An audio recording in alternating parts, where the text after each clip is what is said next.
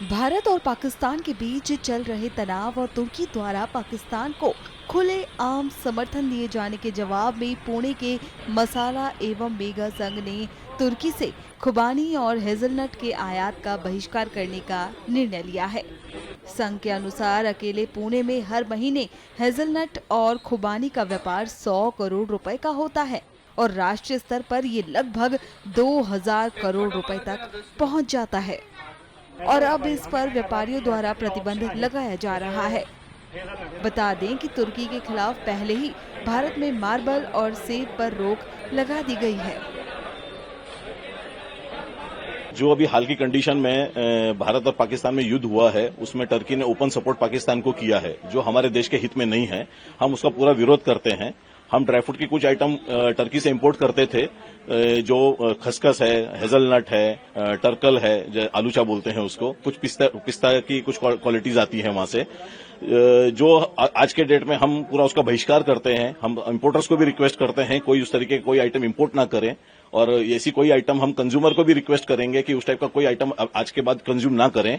भारत में उसका सब्स्टिट्यूट बहुत बड़ी मात्रा में अवेलेबल है, जैसे टर्कल बोलते हैं, आलूचा बोलते हैं, उसका सब्स्टिट्यूट जर्दालू है, हेजलनट का सब्स्टिट्यूट बादाम है, और भी बहुत सारी आइटम है जिससे वो खाने से उतना ही इम्पैक्ट होगा बॉडी पे या ड्राई फ्रूट के हिसाब से।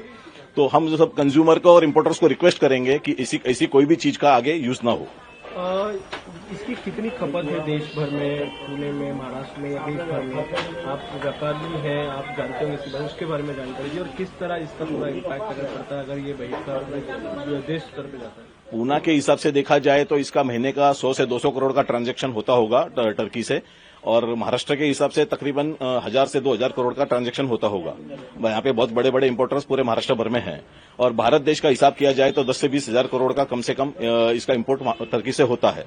लेकिन अगर ये पूरा बहिष्कार किया जाएगा तो टर्की की एक बहुत बड़ी कमर टूटेगी, इससे उनका बहुत आर्थिक बड़ा नुकसान होगा, क्योंकि भारत एक बहुत बड़ा कंज्यूमर मार्केट है। टर्की को अगर टर्की का अगर बहिष्कार होता है भारत की तरफ से, तो उनकी 50% कमर आर्थिक नुकसान काफी बड़ी मात्रा में होगा इस ड्राई फ्रूट इंडस्ट्री में। जो कुछ दिनों से जो देश में चल रहा है, पाकिस्तान के जो आतंकवादियों ने हमारे जो निर्दोष लोगों को मारा है अननेसेसरी, और उसका जवाब जब मोदी जी ने दिया है अपने तरीके से और देशवासियों के भावनाओं को ध्यान में रखते हुए, जब वो सब चल रहा था पूरा दुनिया शांत बैठा था, लेकिन टर्की अननेसेसरी बीच में आया। अननेसेसरी वो हमारे दुश्मन के साथ खड़ा हुआ है।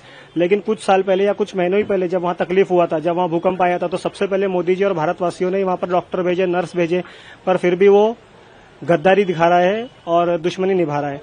तो हम एज अ कस्टमर या जो भी लोग हैं, हम लोगों को ध्यान रखना चाहिए कि वहाँ प्रोडक्ट जो भी आते हैं वहाँ से टर्की से, उसका पूरी तरह से 100% बाइकआउट करना चाहिए। Boycott is the only one thing that we can stand. नहीं, नुकसान नहीं होगा। हम उसके वजह से दूसरी चीजें, जैसे भी आजादी के समय भी क्या होता था कि गांधी जी ने जब बोला था कि हमको बाइकआउट करना है, तो वहाँ पर स्वदेशी प्रोडक्ट्स होते थे बहुत सारे, जो हमारे पास ऑप्शन है। तो अभी भी जो हमारे बड़े बड़े इंपोर्टर्स है, एक्सपोर्टर है, वो हमको ऑप्शन प्रोवाइड करेंगे, और हम भी एज अ ट्रेडर, हम भी जो एज अ रिटेलर है, हम हमारे जो कस्टमर्स को है उसका बाय प्रोडक्ट्स या उसका जो ऑप्शनल अच्छी तरह से और कम रेट पर प्रोवाइड करेंगे, ताकि हमारे देश में पैनिक ना फैले और कस्टमर को तकलीफ ना हो।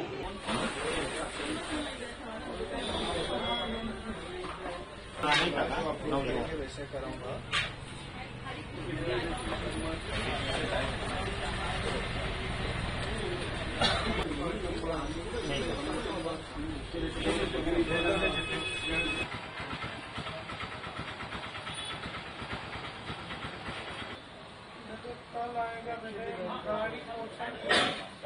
कल माल आते ही पहले